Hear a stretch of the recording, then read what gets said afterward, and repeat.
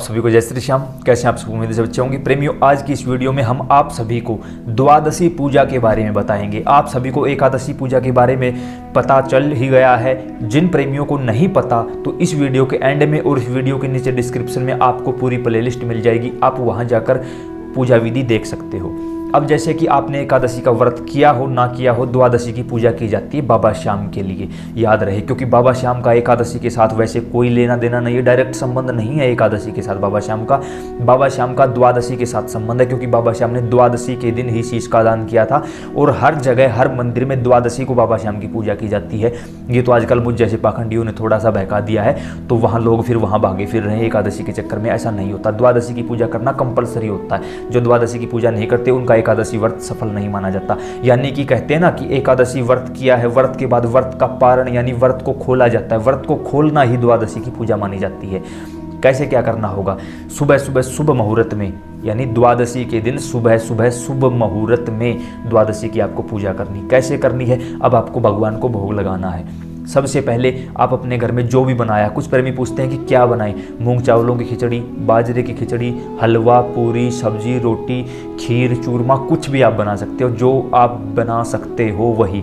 उसके साथ साथ जो प्रेमी ये सब कुछ नहीं बना सकते तो घर में जो कुछ भी बना है उसी का भोग लगा दीजिए, ठाकुर जी वही स्वीकार कर लेंगे। ठीक है। उसके साथ आपको क्या करना होगा? एक लोटे में जल डाल लीजिए, एक छोटा सा उपला ले लीजिए, उसको इतना गर्म कर लीजिए कि उसके अंदर से धुआं निकलना बंद हो जाए, यानी वो प्योर अग्नि के रूप में आपने आपको धारण कर ले।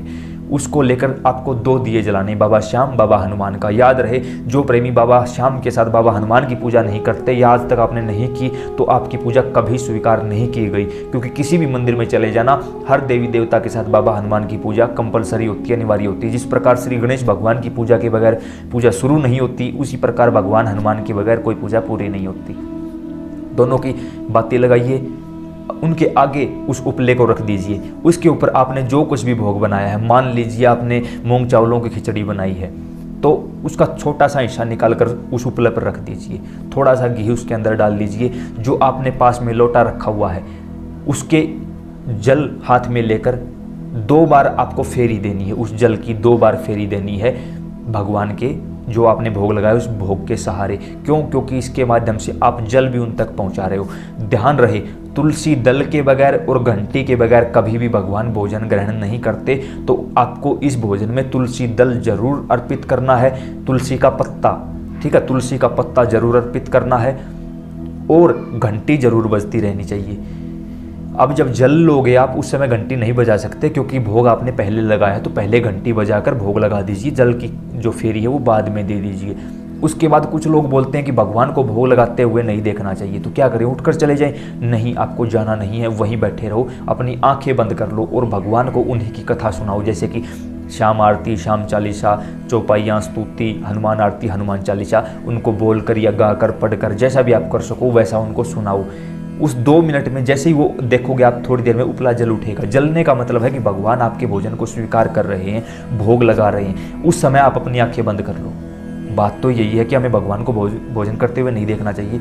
अब उठकर जाने में क्या परेशानी है? अगर आप उठकर जाओगे तो उससे आपकी पूजा के समय आपके अंदर जो एनर्जी इकट्ठी हुई थी, पृथ्वी पर पांव रखते ही वो एनर्जी धरती के अंदर चली जाएगी। इसलिए बोला जाता है कि आसन पर बैठकर हमेशा पूजा करनी चाहिए। ठीक है, तो वहां जाओगे तो वो चीजें धरती के अंदर चली जाएंगी, पृथ्वी माता उस शक्ति को ग्रहण कर लेगी, आपके पास वो बल नहीं बचेगा।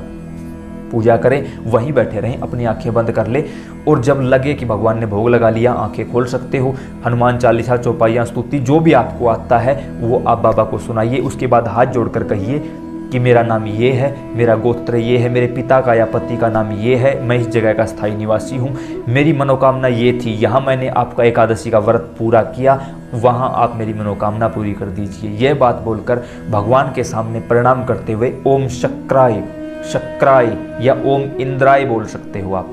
जब ऐसा बोलोगे, क्योंकि इंद्र भगवान को वरदान है कि जो कोई भी पूजा करने बैठेगा आप उसके पीछे जाकर खड़े हो जाओ और जो ओम इंद्राय या ओम शक्राय बोले बगैर खड़ा हो जाए उसका पूरा भाग आप ग्रहण कर लोगे। यानी पूजा हम करें, मेहनत हम करें और बिल्कुल फ्री में सारी पूजा का फल इंद्र देवता ले जाते हैं। तो हमें ओम इंद्राय या ओम शक्राय इनमें से कोई भी एक चीज़ हमें बोलना होता है। आप जैसे जो ग्रामीण क्षेत्र में हरियाणा व राजस्थान से हैं, उन्होंने एक चीज़ नोट की होगी। कौन सी चीज़? हमारे जो बुजुर्ग महिलाएं हैं, पुरुष हैं, वो क्या करते हैं, थोड़ा सुनना, मैं बोल लूँगा नहीं, मैं कुछ करके दिखाऊंगा, उस चीज़ को सुनना एक बार। यानी इसको बोलते हैं धोक लगाना, धोकना, धोक देना।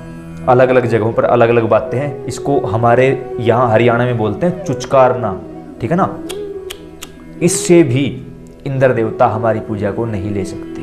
ये देसी इलाज है, हरियाणा और राजस्थान की बात कर रहा हूँ। अन्य जगह तो पता नहीं लोग क्या क्या करते होंगे, कुछ नहीं कह सकता इस बारे में तो, क्योंकि फिर आप लोगों के कुछ ऐसे भी कमेंट्स आ जाते हैं जिन्हें पढ़कर हमें हंसी भी आती है और गुस्सा भी आ जाता है कई बार, क्योंकि मॉडर्न ज़माना है भाई, कोई कुछ भी बोल सकता है, कोई कुछ भी बोल सकता है। मैं सिर्फ अपने कल्चर की बात कर रहा हूँ।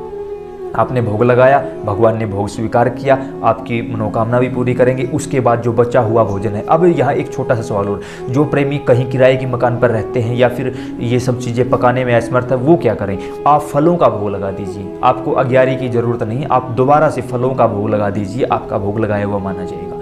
अब कुछ प्रेमी ये भी बोलते हैं कि मासिक धर्म के दौरान, मासिक धर्म है तो आप व्रत नहीं कर सकते। हाँ, व्रत किया हुआ है, फिर वो सिचुएशन आ जाती है, कोई बात नहीं, आपको व्रत खोलने की आवश्यकता नहीं है, आपका ऐसे ही व्रत खुला हुआ माना जाएगा।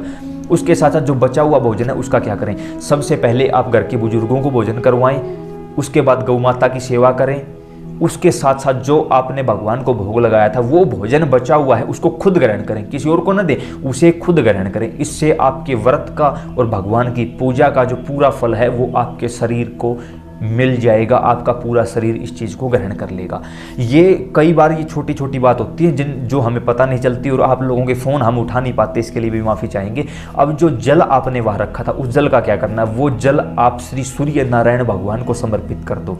सूर्य नारायण को जल देते समय ओम मम सर्व पितर देवाय, ओम मम सर्व पितर देवाय ऐसा बोलकर जल समर्पित कर दो। वो जल आपके माध्यम से सूर्य नारायण भगवान के सहारे होता हुआ आपके पितरों के पास चला जाएगा। सूर्य नारायण भगवान भी प्रसन्न, आपके पितर भी प्रसन्न, भोग लगाया बाबा श्याम, बाबा हनुमान भी खुश, आपका व्रत का पारण हुआ, आप भी खुश, और वो जल भी सही जगह पर चला गया। जल भी हुआ, भोजन भी हुआ। उसके साथ हमने एक बात और कही है कि कुछ दान दक्षिणा करनी होती है। अगर आसपास कोई ब्राह्मण देव हैं तो उनको भी आप घर पर भोजन करवा सकते हो, नहीं है तो घर में जो बुजुर्ग हैं पहले उनको भोजन करवाओ, फिर उनको कुछ ना कुछ दक्षिणा दो। ये मत सोचना कि ये हमारे पिता हैं, दादा, नहीं, उनको आप जरूर कुछ ना कुछ दक्षिणा दीजिए, चाहे आप पुरुष हो चाहे आप महिला हो।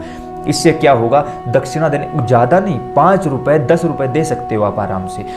कोई वृद्ध महिला है, पुरुष हैं, उनको आप भेंट स्वरूप कुछ भी दे सकते हो, जैसे कोई चुनरी, कोई और कपड़ा, कोई जो भी आप मान सम्मान के तौर पर, इज्जत के लिए जो कुछ भी आप दान करना चाहते हो, वो 100 गुना ज़्यादा बढ़कर आपके पितरों के पास पहुंचेगा। पितर प्रसन्न होंगे, आशीर्वाद देंगे। और याद रखना, मैं चिल्ला चिल्ला कर हर वीडियो में बोलता हूं कि जिस घर में पितर नहीं होते या जिस घर में पितरों की पूजा नहीं होती, उस घर में कभी भी कोई देवी देवता नहीं होता। और अगर पूरी दुनिया में कोई ये बोलता है कि मेरी बात झूठ है तो ये साबित करके दिखा दे। मैं पूरी दुनिया को चैलेंज देता हूँ, पूरी दुनिया को चैलेंज करता हूँ, जिस घर में पितरों की पूजा नहीं होती या जिस घर में पितर नहीं होते, वहाँ कोई भी देवी देवता पूजा नहीं कर सकता, कोई भी देवी देवता उस घर में प्रवेश नहीं कर सकता पितरों की मर्जी के बगैर। उम्मीद करता हूँ ये छोटी सी जानकारी आपको समझ आई होगी। अन्य प्रेमियों के साथ जरूर शेयर करें ताकि उन्हें भी इस बारे में पता चल सके। जय श्री श्याम।